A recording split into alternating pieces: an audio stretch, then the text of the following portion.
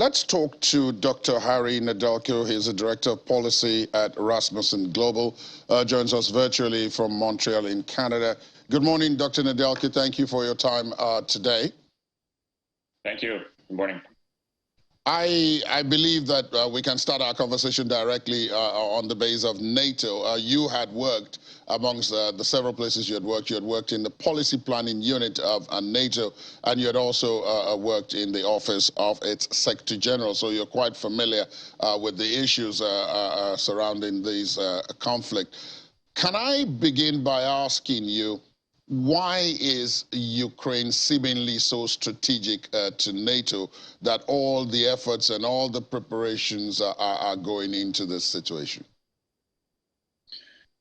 Ukraine is strategic, and Eastern Europe is strategic to NATO for the sole reason that NATO is an organization that is concerned with preserving peace. And this has happened, and NATO has successfully preserved peace for a very, very long time. And the reason is, in a place like Eastern Europe, peace and security is what is needed, the first element you need in order to have prosperity and economic prosperity. So that is the starting point for NATO. The second most important, let's say another important element of this is that what Russia is doing now in Ukraine, it is throwing the rules book of the international order. It is attacking a country, and it is committing acts of war crimes in Ukraine, and it is throwing away the post-World War II rules book. And that is very serious. Given that scenario, perhaps the next question should then be about, given the situation today, 8 weeks into Russia's invasion, NATO seems to now be considering Ukraine as a member, or at least a candidate for membership. Do you think that is strategically viable, especially because Russia has made it abundantly clear that it will never accept that, no matter the cost? Well, I think right now the goal is the following: to give Ukraine the tools and to ensure that Ukraine can defend itself as best it can, regain as much territory as it can, so that by the time that there will be a peace agreement, Ukraine is in a position that is as strong as possible. I think that is the most important concern right now. But of course, and everybody is realizing this, is that the reason why Russia attacked Ukraine is because Ukraine is not a NATO member, and therefore it's not covered by Article 5. So other countries in Europe that are looking at what's happening see this and are rethinking whether they should perhaps join NATO or not. And here, we have to look at Finland and Sweden. They're having domestic debates within their parliaments to decide whether the security arrangements they have now and the neutrality that they have now is fit for purpose, given what Russia is doing in Europe. Given the fact that within NATO itself there are fairly significant divergence in views about expansion, even as it is 27 now, there's divergence about how much expansion it should embark upon at this point, and then certainly under the specter of the possibility of war with Russia, should Sweden and Finland, possibly Denmark, Albania, and a couple of other countries that had been on the queue now join NATO. Don't you see a situation where it's quite possible that, Russia's opposition aside, even from within NATO, you could have significant pushback? No, actually, if you look at this whole conflict and the way it's unfolded, what we're seeing is, Putin trying at every step to divide the West, including divide allies within NATO. But what we're seeing is an unprecedented unity inside allies at NATO. because everybody's realizing that what Russia has done, especially now with its invasion of Ukraine, is extremely dangerous. It's dangerous for the security in Europe. It's dangerous to basically the entire security architecture that we've had. So I would say short answer is no. In fact, there's more unity now than there was before. Well, if you say that, the practical demonstration of the viability of membership is what you referred to as Article 5, which means that if you attack one country, then all other members of NATO will come after you. In that kind of situation, what has happened now on ground in Ukraine is a bit different from that, even though, as you pointed out, Ukraine is not a member of NATO. But President Zelensky, who incidentally is 3 years old in office today, has been pleading almost from day one for two things: for NATO to come to his aid with boots on the ground, and for a no-fly zone over his skies. NATO, the US, the EU have resolutely said no to that.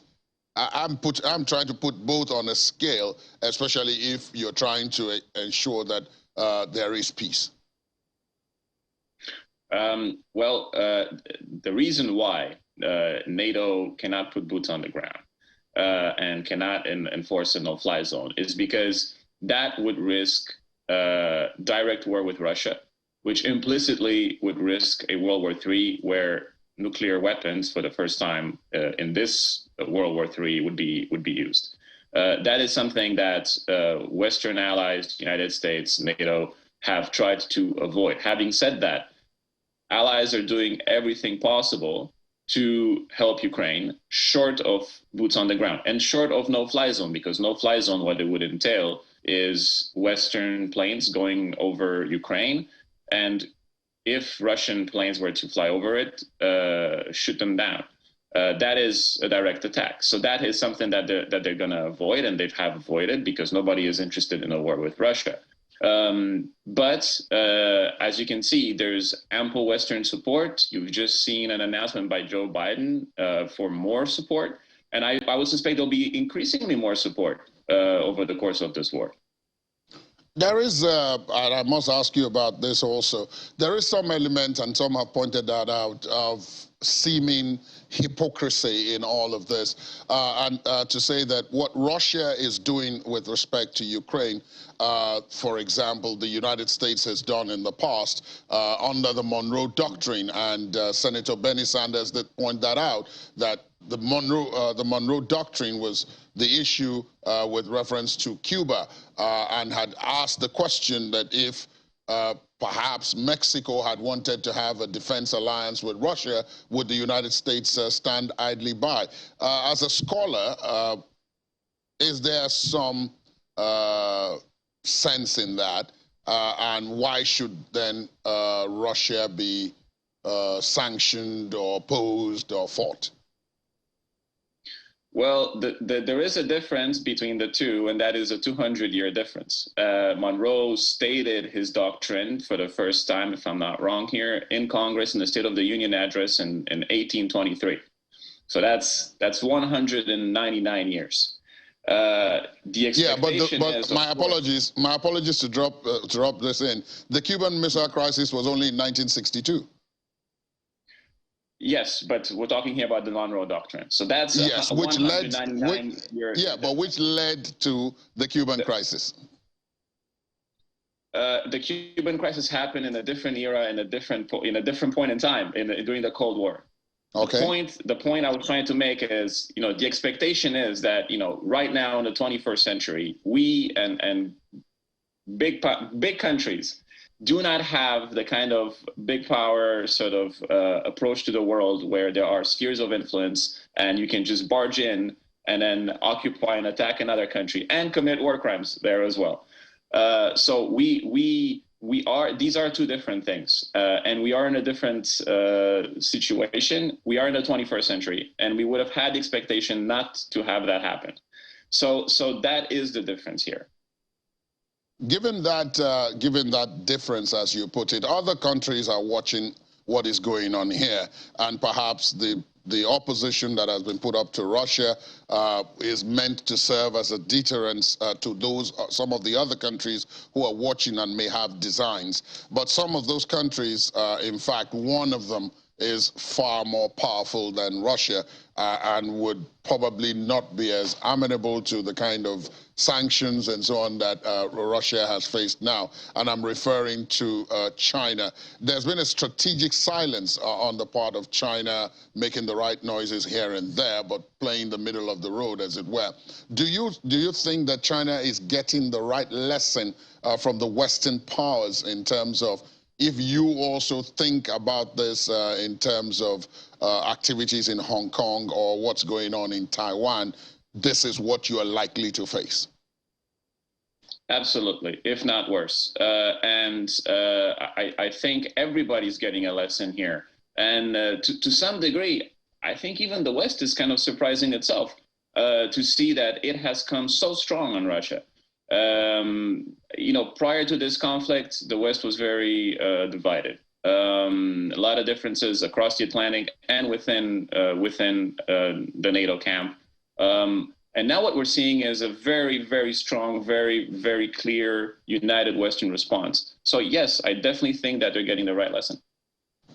Which leaves me with just one more question to ask you. Going forward, it seems as if no reference is being made to peace talks or any attempt at negotiating the way out of this anymore.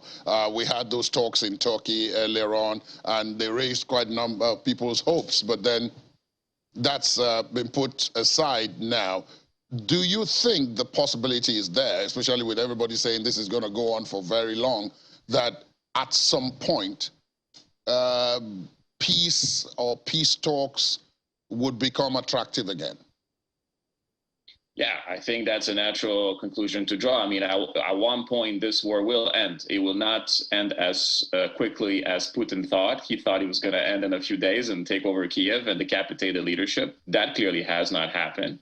So now he's diverted his focus to the eastern part of Ukraine. But eventually, of course, we will have at one point some sort of peace. The point is to put Ukraine, as I said before, in a position that is as strong as possible, so that when that peace does come, Ukraine can negotiate a peace that it can live with. Okay, so I guess we'll have to wait and see if that actually ever happens. I like the fact that you ended at a note of optimism that eventually that will be what we'll see. I'm sure there are others who hope that you're very correct. Dr. Harry Nedelky, thank you so much for joining us this morning and for your perspective on the program. Thank you.